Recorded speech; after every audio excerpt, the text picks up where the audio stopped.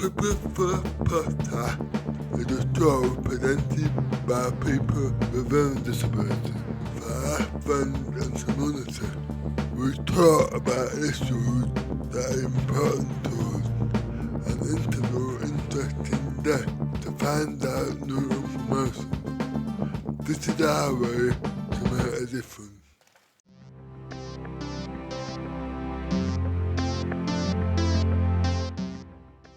Hello and welcome to People First podcast. Today we are interviewing activist, modern and co-director of Disabilities Policy Centre, Celia Hensman.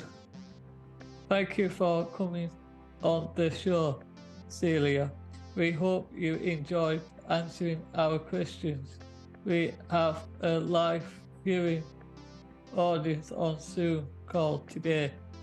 The rest of our office for People First, Keithlin Craven. I'm Daniel Jones, People First, Craven. I'm David from People First, Keithlin Craven. Hi, nice to meet you both. Question number one. What made you decide to become an ambassador and activist? Well, it's a very good question. I think the primary thing for me was I'm a disabled woman myself, and I have been since birth. And one of the things that sort of played on my mind really regularly, so my background was law, and I started working trying to improve living conditions for women that were imprisoned around the world that identified as disabled, particularly in places like South America. And the problem then felt a lot closer to home. And I always recognized the privileges that I had of living in a very developed country and, you know, the rights and protections that we have over here. But it's still not good enough where we are. And I think having that kind of basis of law and understanding of policy was both a benefit and also my downfall, because it made me incredibly angry and incredibly motivated, I suppose. And the experiences that I've been through, and I'm sure we all have, going through the healthcare system, going through PIP assessments, going through just trying to get a GP appointment, and the delays and all of the things that come with it, is what inspires me, I suppose, to keep going, is knowing that we're at the end point once legislations have changed, and legislation is encompassed of disabled people and is inclusive and is accessible. And right now it is not. And that's something that motivates me, is seeing that disabled people are also at the core of the conversation around designing policy and designing legislation, because, you know, there's the well-known phrase, nothing about us without us. Well, currently it is without us, and it seems that only health and social care applies to us, which is so incorrect. It's about everything, but currently we're only being brought into the conversation when it's around benefits or around social care, around health policy. And what I'm trying to say is it's about everything. It's about every element of our lives. We enjoy social and, you know, housing and going on holiday just as much as the next person. Why are those additional barriers there for us? That was a very long and complicated answer. Have you work with people with disabilities? Absolutely. I am a firm believer that when we're having a conversation around disability, it applies to absolutely everybody that identifies with the word disabled, whether they choose to use the particular word disabled or they prefer blind, neurodiverse, learning, whatever it may be. Everybody should be included in that conversation. And I think what can happen so many times, particularly when we're talking about physical accessibility, companies turn around and say, well, we've got a ramp, we're accessible. No, you're not. That's not accessibility. Accessibility applies to absolutely everybody. It's people that don't identify with disabled or don't fit under the technical definition of the Equality Act, whatever chosen identity they want to use. That when we're talking about disability, we have to talk about the diversity and the range of disability, and learning disability is included within that. So is mental health, if somebody chooses to identify in that way. And I also think it's important to recognize that disabilities often come hand in hand. So nothing bugbears me more is when I'm filling out a form and somebody says, tick which box applies to you. And it's like mental health, physical condition, non-visible, and it's a single tick option. And I'm sort of sat there with my head in my hands going, well, now I've got to pick my most dominant, quote unquote, disability. That what I'm trying to say is that when I'm talking about disability, I'm talking about everybody. And no one person, whatever their condition may be, is above in priority another person. Everybody deserves equal priority and equal share of the conversation. So yes, very long-winded way of saying yes in simple answers. What policy have you developed and which do you feel has make the most difference? Oh, good question. The number one policy that I really want to see back and that I've worked a lot on with the Minister for Disabled People and DWP and cross-party representatives and the most incredible people like Centurion Action Group and Electa is the Access to Elected Office Fund back. So going back to that phrase of what I said at the beginning, nothing about us without us, currently less than 2% of our elected representatives identify as disabled. Put that in comparison of over 20% of the population identifying as disabled. That's over an 18% disparity gap. That's shocking and unacceptable. You know, we live in a very developed country and a country that is the birthplace of democracy, yet we are not being representative in our democracy. So what I want to see back is the Access to Elected Office Fund. We all know the additional price tag associated with being a disabled person that we have to deal with every single day. When you're running for office, things like a BSL interpreter or a Roger pen or public transport that you might need to take because you can't drive, that counts as an election expense. We all know how expensive BSL interpreters are. You know, it can be hundreds of pounds for an hour.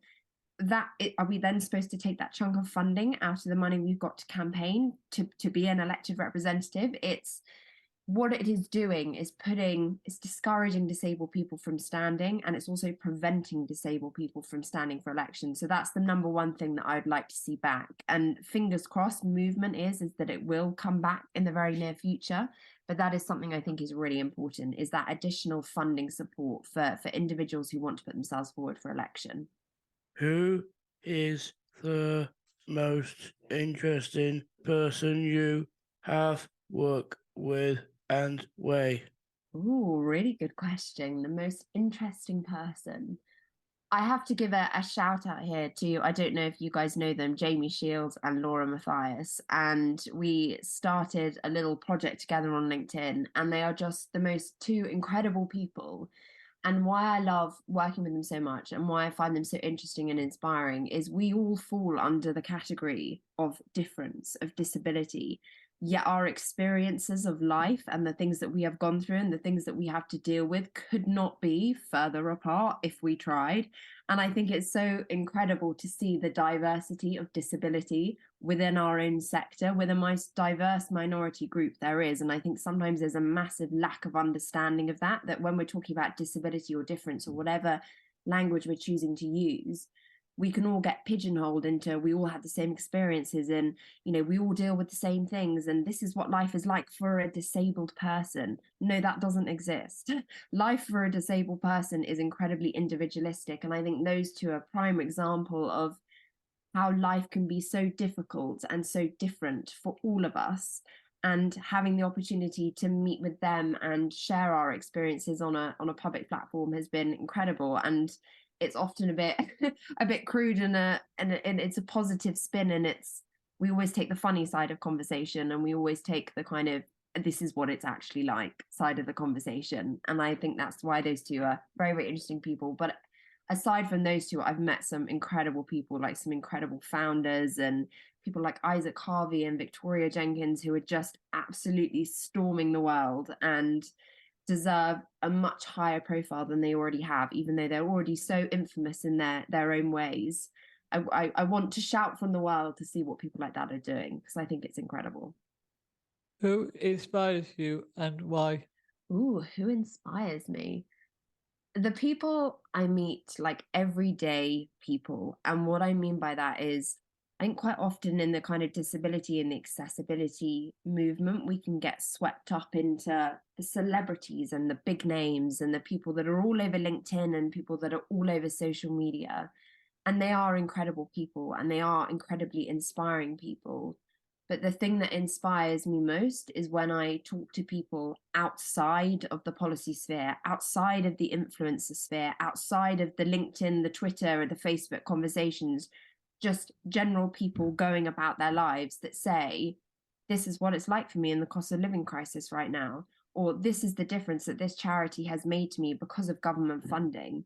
And hearing people's experiences firsthand that are giving like the genuine feedback that aren't biased by anything is what inspires me, because I think those are the people's lives that I'm trying to change and trying to make sure that they're protected with legislation, because sometimes a campaign doesn't go far enough.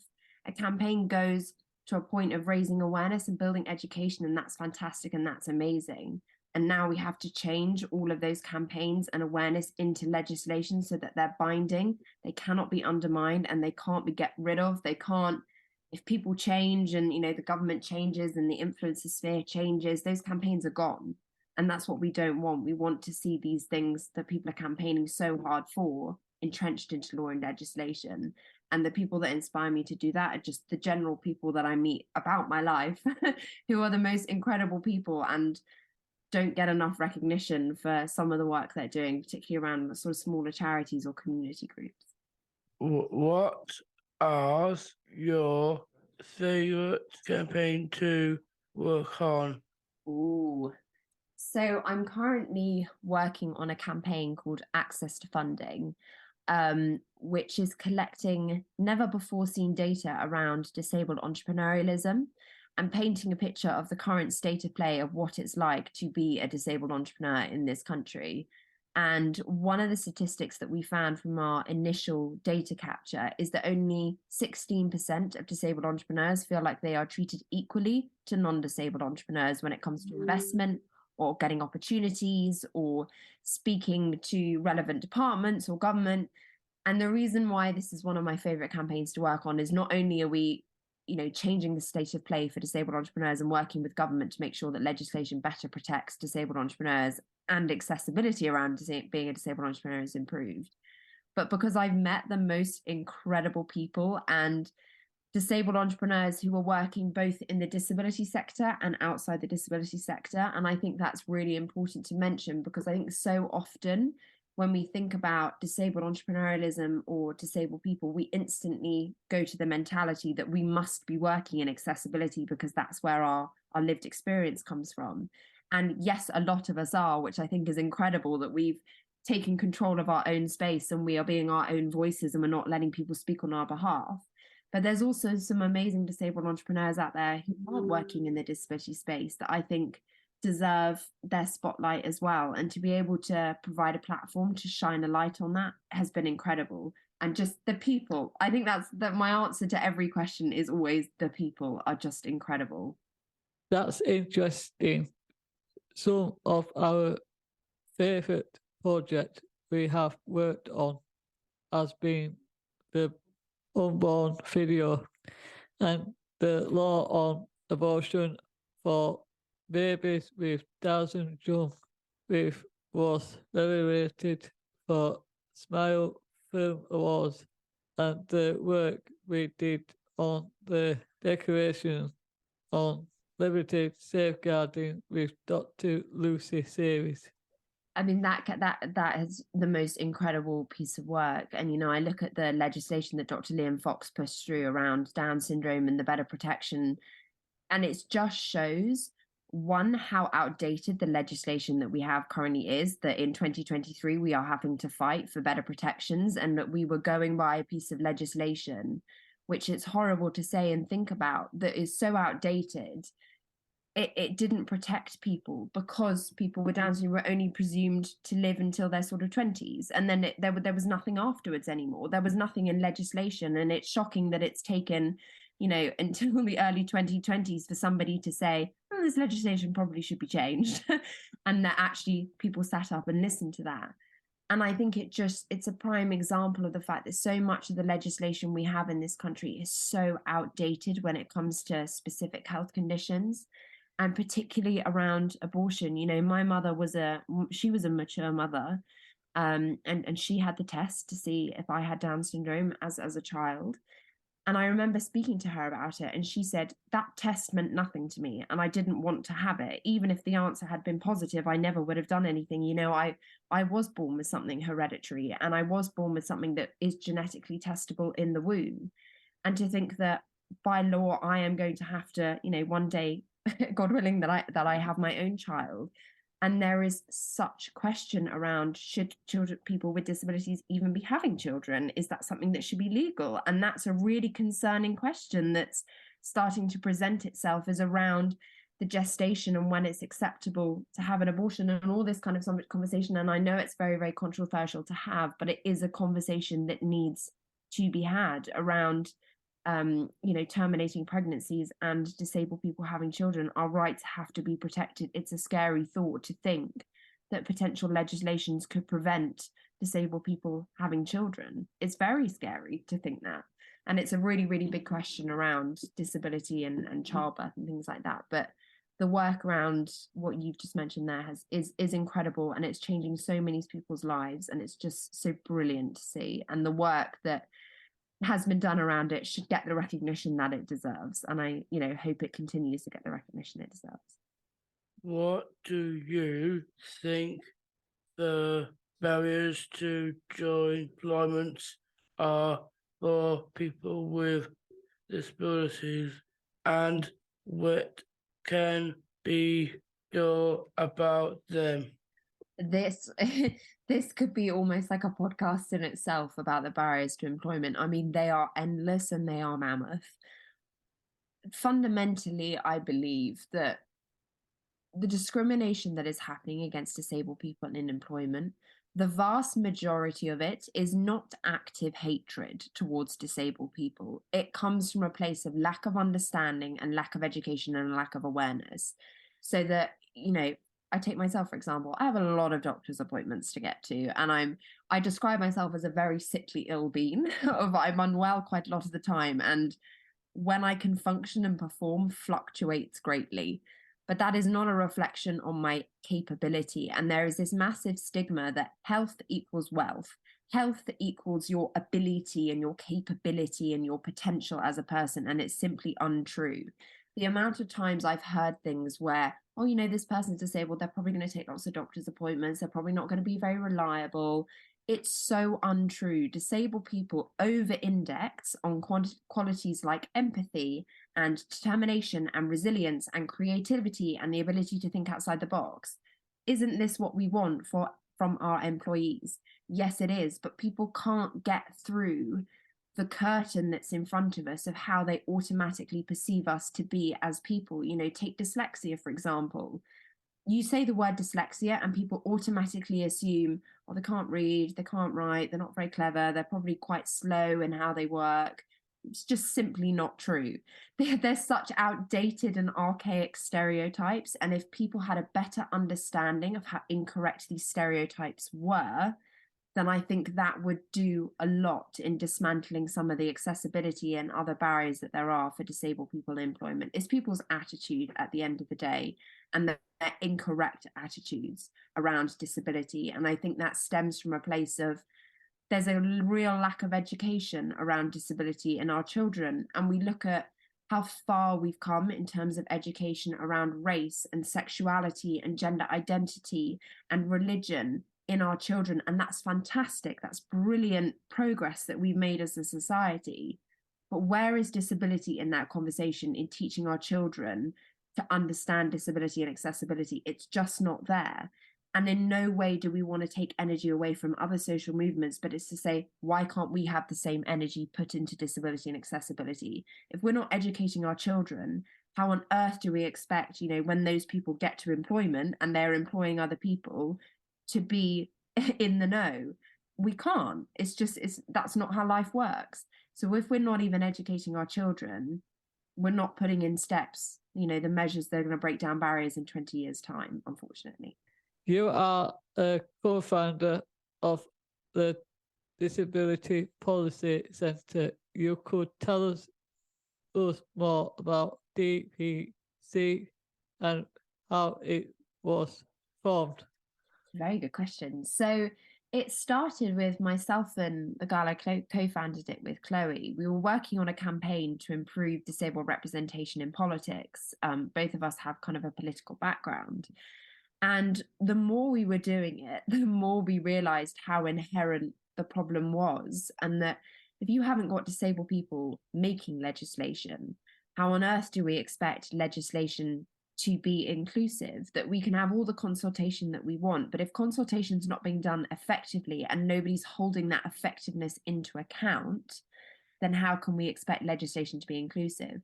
So we created the DPC, which is the first think tank, which for anybody that's not familiar with think tanks, is basically a critical organization of policy and legislation. So we work to improve existing legislation, amend existing legislation, and implement new legislation that's more inclusive and accessible.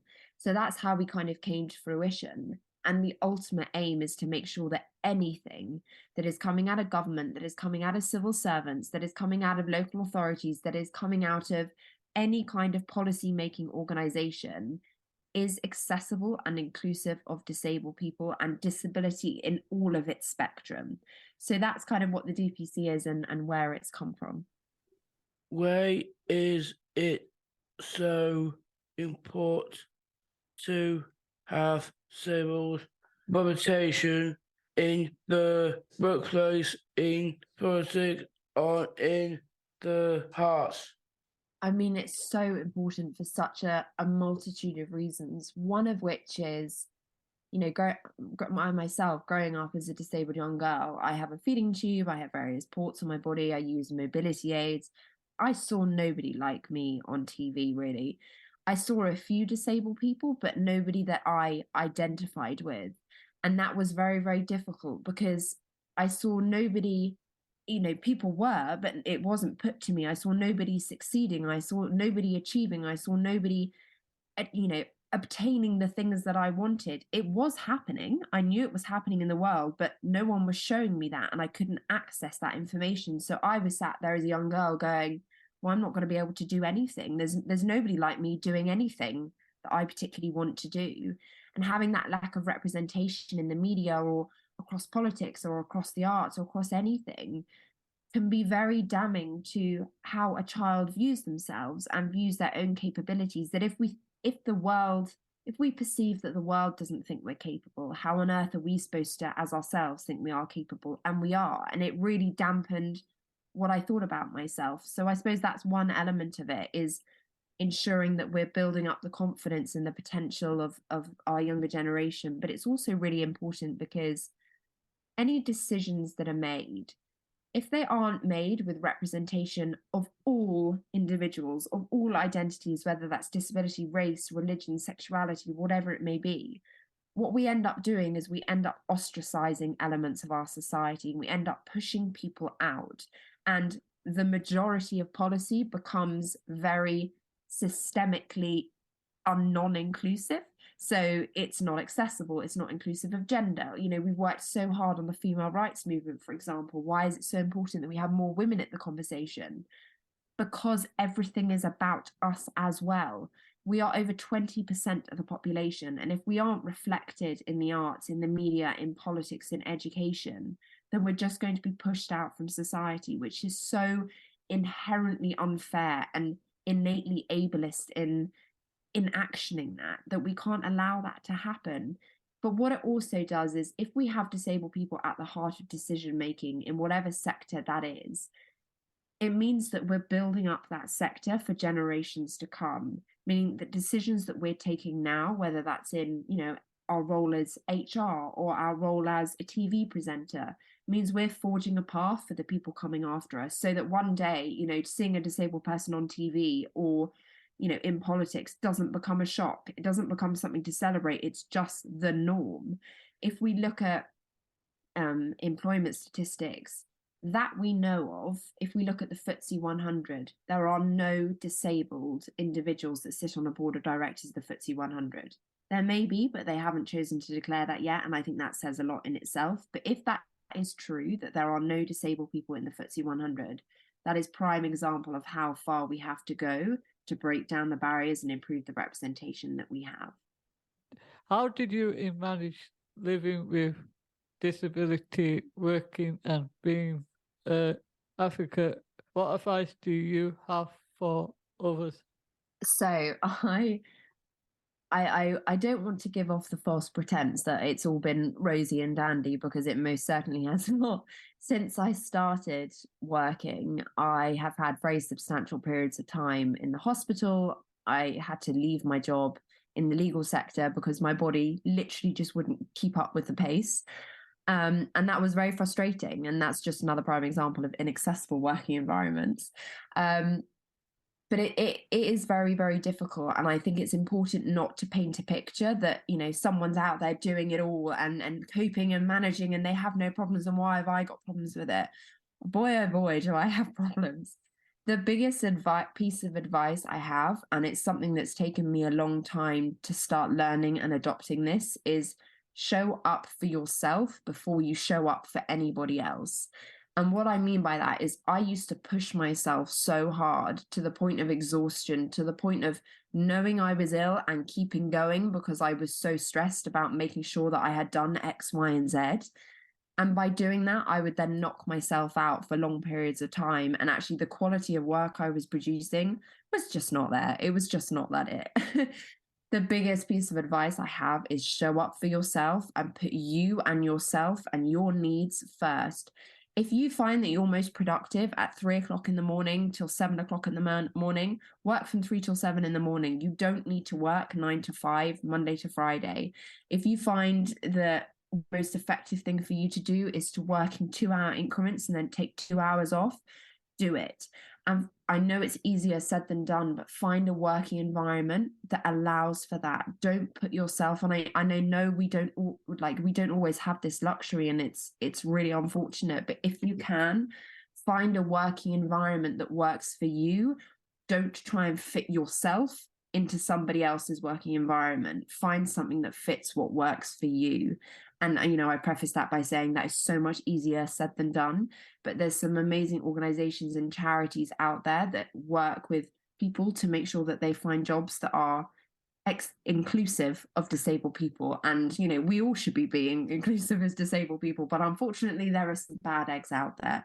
But also standing up for yourself. If you feel like you've been mistreated, or you feel like your employer isn't being fair, or you feel like someone isn't treating you how they're supposed to treat you, say something, whether that's with a member of HR, whether that's doing it by yourself, whether that's bringing in another representative, whether that's, you know, your carer saying something on your behalf. Say something. We need to be flagging the behavior that's unacceptable so it stops for future generations to come. Over manager Trina, meet you at Naidex. What was your favourite part of Naidex? Really boring. I'm going to give the same answer again. It's the people. I think, you know, our community is so online, and that's brilliant because it's more accessible that way, and it's more inclusive that way, and we have the power to switch on and switch off when works for us. And, you know, I have LinkedIn conversations at 3 a.m, and I know somebody else is out there with sort of chronic fatigue but also chronic insomnia.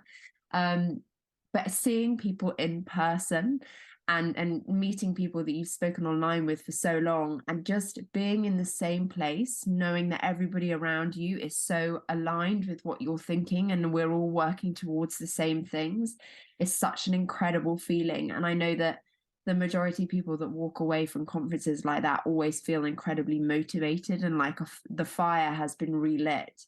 Sometimes, you know, our fires do go out a little bit and they do dim a bit, and that's fine. And the reason for it is it can feel really frustrating. It feels sometimes like I'm banging my head against a brick wall, saying the same things over and over again, and nobody's listening. But being in a space like that, you realize actually people are listening, and there is an incredible force of people that are all saying the same thing and all driving the same mission forward. And it's just an incredibly humbling and powerful experience to be in the same room as so many incredible people that are aligned in what we're all thinking and trying to do. Blank is all we have time of the week. Thank you, Celia, for the special interview. You are on inspiring the person who has achieved so much. Keep up the good work and good luck of the future. Is there anything else you would like to add about we sign off? Thank you so much for having me. It's been such a pleasure. I think before I sign off, the thing that I want to say is that don't let how society views you as people, and I mean that when I say you, I mean disabled people, as truth. I listened to it for so long and I internalized the ableism that people used to say to me, even if it was something that seemed so innocent, like, oh, you don't seem disabled, or I never would have guessed, or, you know, you seem so clever. I didn't know you could read so well. Things like that are ableist behaviors. And I began to internalize what people were saying to me, whether they were saying it actively, hatredly, or whether they were saying it thinking they were coming from a good place, but actually weren't. And I internalized a lot of that, and I really doubted myself. And, you know, I still doubt myself, and I still listen to what people say to me, unfortunately. But the biggest thing that I want to say is that there is so much power and capability and ability in the disabled community. And it's about time that people stopped and listened and looked at what we were doing and who we are as people.